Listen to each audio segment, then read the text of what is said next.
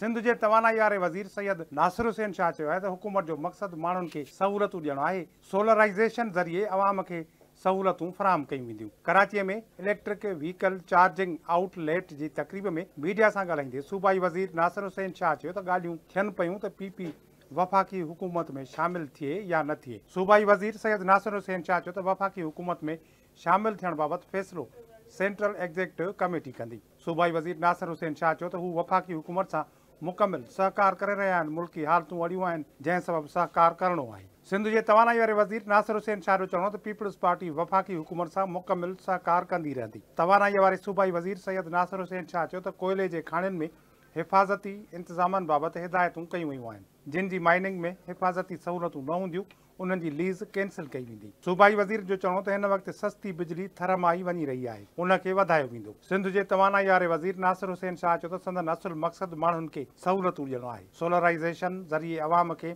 सहूलियतूं फराहम कयूं वेंदियूं।